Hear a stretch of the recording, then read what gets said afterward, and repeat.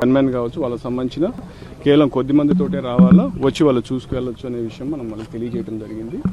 So అదే విషయంగా అందరికీ కూడా కమ్యూనికేట్ చేస్తాం. ఇప్పుడు మన అధికార పార్టీకి సంబంధించిన నాయకులు వచ్చారు, అంటే ప్రతిపక్ష పార్టీకి సంబంధించి కూడా వాళ్ళు కూడా ఎవరు రావాలనే దాని గురించి చెప్పడం జరిగింది.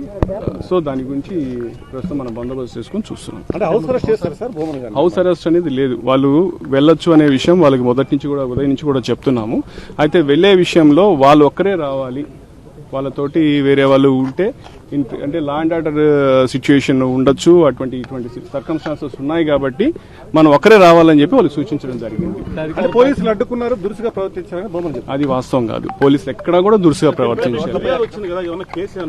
దాని గురించి లీగల్ ఒపీనియన్ తీసుకున్నాం, దాని మీద అప్రోప్రియేట్ యాక్షన్ తీసుకున్నాం. ఎక్కడా కూడా పోలీసు పొరపాటును కూడా ఎవరితో కూడా దురుసుగా ప్రవర్తించలేదు. కేవలం మనం వాళ్ళకి ఉన్న లా అండ్ ఆర్డర్ సిచ్యుయేషన్ గురించి వాళ్ళకి అప్రైజ్ చేస్తున్నాం, వాళ్ళకి సెన్సిటైజ్ చేస్తున్నాం, చేసి పోలీసుకి సహకరించి కేవలం వారితో పాటు ఎంపీ గురుమూర్తి గారు వాళ్ళు ఎవరైతే వాళ్ళిద్దరే రావాల్సిందిగా విజ్ఞప్తి చేస్తాం అంతే. అంటే పెద్ద ఎత్తున పోలీసులు లోపలికి వెళ్లారు, బయట రానివ్వకుండా అడ్డుకున్నారు, అసలు కనీసం కాలు కూడా పెట్టనివ్వలేదని చెప్పి. అది వాస్తవం కాదు. అధికార పార్టీకి సంబంధించిన అనేక మందితో నాయకులు, ఎమ్మెల్యేలతో పాటు కొంతమంది కార్యకర్తలు మిగతా వాళ్ళు కూడా పంపించారు, వాళ్ళు మాత్రం అనుమతించలేదనేది ప్రధానంగా మనం చూస్తే నిజానికి చాలా మందిని మనం స్క్రీన్ చేసాం. ఇక్కడ కూడా గోశాలలో కూడా వచ్చిన వాళ్ళందరినీ కూడా స్క్రీన్ చేసి కేవలం అధికార ప్రతినిధుల వరకే లోపల పంపించడం జరిగింది. మీరు కూడా చూశారు.